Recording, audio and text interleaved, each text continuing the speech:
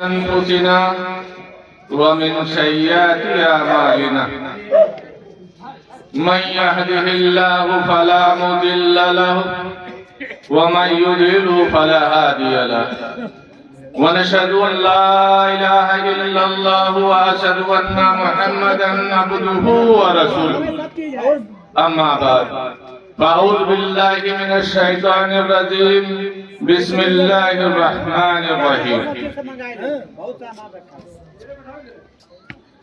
يؤمنون بالغيب ويقيمون الصلاة ومما رزقناهم ينفقون صدق الله العلي العظيم لا إله إلا الله دخل الجنة قال النبي صلى الله تعالى عليه वसल्लम। मेरे मोहतरम दोस्तों, अजीजों, साथियों और स्टेज पे तशरीफ फरमा वहबा इकराम,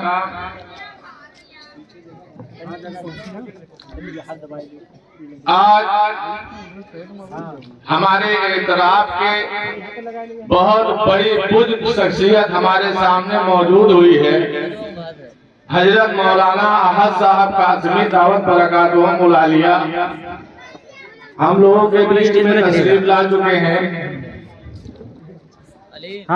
और तमाम दिगर उलमा हमारे स्टेज पे तशरीफ फरमाए। हम सबकी इजाजत और दुआ चाहते हैं, क्योंकि मैं वही हूँ, नाजुक अकल कह लीजिए, कम अकल कह लीजिए। आज हम उस किताब से महरूम हो गए। उस किताब को मरने वालों के लिए रख दिया, आंखों में सजा रखा है। जब कोई मरता है तो कहते भाई इधर उठा लो, कुरान पढ़ा जाएगा, फला का इंतकाल हो। मेरे दोस्तों, आज भी वक्त है, आक़ाए दो आलम सल्लल्लाहु अलैहि वसल्लम के रास्ते पे आ जाओ। अल्लाह के नबी सल्लल्लाहु अलैहि वसल्लम ने फरमाया, ला इलाहा इल्लल्लाह दखलल जन्नह, जिसने कलमा पढ़ लिया वो जन्नत में दाखिल हो। लेकिन आज हम कलमा तो पढ़ते हैं, लेकिन कलमे पे अमल नहीं। कलमे पे अमल कब होगा? जब हमारे कलमा दिल के अंदर उतर जाएगा, हलक के नीचे उतर जाएगा, तब होगा। और ये बात हम सब लोग जानते हैं कि दुनिया आखिरत की खेती, और खेती को करने के लिए मेहनत करना पड़ता है। आप दुनिया की खेती करते हैं, गेहूं की बुआई चल रही है, और जब तक आप उसके अंदर हल लेके नहीं जाएंगे, बिया लेके नहीं जाएंगे, डाई लेके नहीं जाएंगे, खाद लेके नहीं जाएंगे, तब तक आप उससे फायदा नहीं उठा सकते। ये उठा लेंगे, नहीं फायदा मिलेगा। जब आप मेहनत करेंगे तब उसके अंदर से आप अल्लाह उगा करके घर लेके आएंगे। इसी तरीके से अल्लाह रब्बुल इज्जत ने हमें दुनिया के अंदर जब पैदा किया तो कह दिया कि ये दुनिया आखिरत की खेती है, और इसके अंदर आने के लिए जब हम दुनिया में आए तो हमसे वादा करा लिया गया, दुनिया में जाके किसकी इबादत करोगे? हमने वादा किया है, मैं अल्लाह तेरी ही इबादत। आज हम इस इबादत से महरूम हो रहे। इसीलिए हमने जब कुरान की आयत पढ़ी कि जो गैब पर ईमान लाए और नेक काम किया, जो गैब पर ईमान लाए और नेक काम किया, उनके लिए जो है अल्लाह तबारक तआला फरमाते हैं कि देखो, जो मैंने माल तुमको दिया, तुम नमाज को कायम करो। वही कीमोन सलाह, तुम नमाज को कायम करो। आज बताएं हम कितना नमाज कायम करते हैं? आज हमसे नमाज नहीं पढ़ी जाती। वही कीमोन सलाह, नमाज को कायम करो। और वही तो ज़कात, मैंने आयत इसलिए पढ़ी, हमारा विचार कहीं और था, लेकिन इसलिए पढ़ा कि अभी मैं ये देख रहा हूँ कि आज से 2 साल पहले अल्हम्दुलिल्लाह दीन का माहौल था, लेकिन आज दीन के माहौल से हमारे नौजवान हट गए। अगर किसी से ये कहा जाए कि फला जगह जलसा है, या मस्जिद का काम हो रहा है, या मदरसे का काम हो रहा है, आप अल्लाह के लिए अपने पैसों में से ताउन करो, अल्लाह के रास्ते में पैसे खर्चा करो। लेकिन आज हमारा क्या होता है, हम पैसे को खर्चा करने के लिए तैयार नहीं। इसलिए मैंने इस बात को रखा। अल्लाह कहता है जो मैंने माल दिया है तुमको, उसमें से मेरे लिए खर्चा करो, मेरे रास्ते में खर्चा करो। लेकिन हाय अफसोस, हम पैसे को जेब में रख लेते हैं और उसमें हाथ डालते हैं, मौली साहब चंदे की बात करते हैं, लेकिन हमें से निकाला नहीं जाता। तो मेरे दोस्तों, एक बात कह के वाकया सुना के बाद अपने खत्म करेंगे। सबसे बड़ी बात यह है, मेरा अल्लाह रहीम और करीम है, अल्लाह बख्शने वाला है, अल्लाह माफ करने वाला है। एक मर्तबा मूसा अलैहिस्सलातु व तस्लीम अल्लाह रब्बुल इज्जत से बात करने के लिए कोहे तूर पर गए और कहा, ऐ बारे इलाही, मेरे कौम का सबसे बदतरीन इंसान कौन है, मेरी उससे मुलाकात करा। देखिए मेरा अल्लाह कितना करीम। मूसा अलैहिस्सलातु व तस्लीम से अल्लाह तबारक तआला ने कहा, ऐ मूसा, आज सुबह जब सूरज उगेगा, जब सूरज तुलू होगा, उस वक्त जो बंदा मिलेगा वो तुम्हारे कौम का सबसे बदतरीन इंसान होगा, सबसे बेकार इंसान होगा, सबसे बड़ा गुनहगार होगा।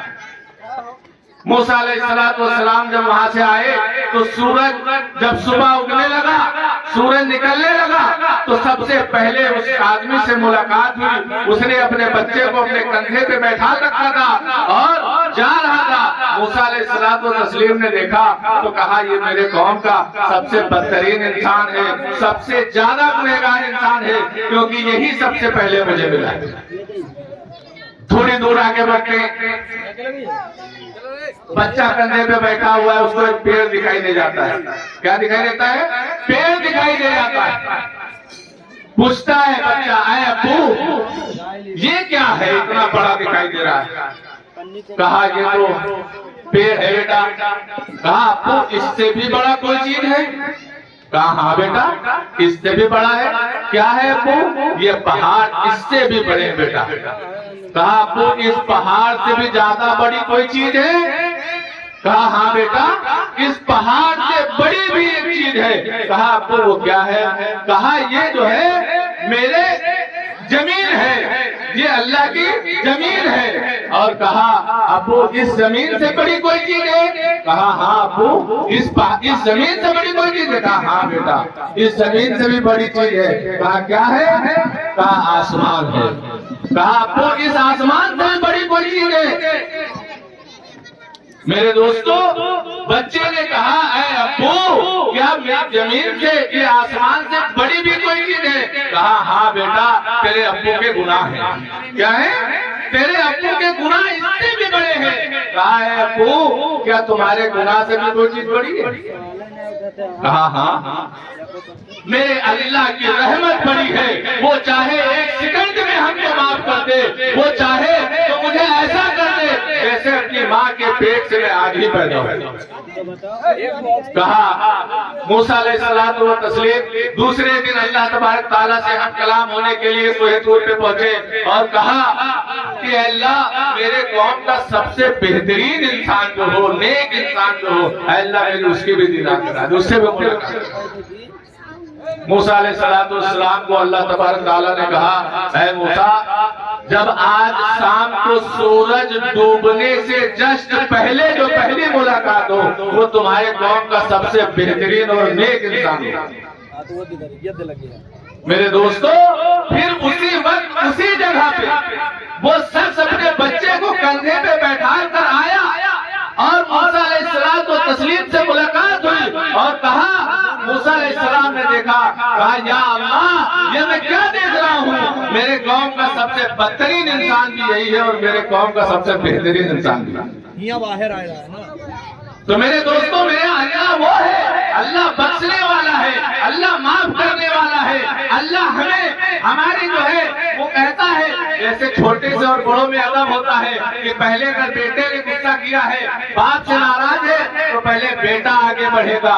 ऐसे ही जब तुमने अल्लाह से कताई ताल्लुक कर लिया है, अल्लाह से हट गए हैं, कुरान हदीस से हट गए, तो सबसे पहले हम तौबा करें, इस्तिग़फ़ार करें, तब जाकर के अल्लाह तबारक तआला हमारी तरफ दौड़ कराएंगे। और अल्लाह कहते हैं, ऐ मेरे बंदे, तू गुनाह करके थक गया है तो मेरी रहमत अभी नहीं थकेंगे, तुम मेरी तरफ आ जाओ। तो मेरे दोस्तों, मुफ्ती महबूबुर रहमान साहब दावत बरकातुहू मौलानिया आ चुके हैं और हम आप लोगों से माजरत के साथ बात अपनी खत्म करके अपनी जगह लेंगे।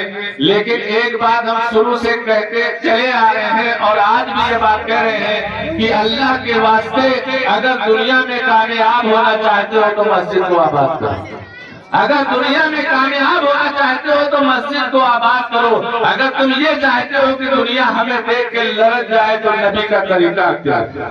अल्लाह तबारक तआला हमें कहने सुनने से ज्यादा अमल करने की तौफीक नसीब फरमाए। व आखिर दावाना अल्हम्दुलिल्लाहि रब्बिल आलमीन।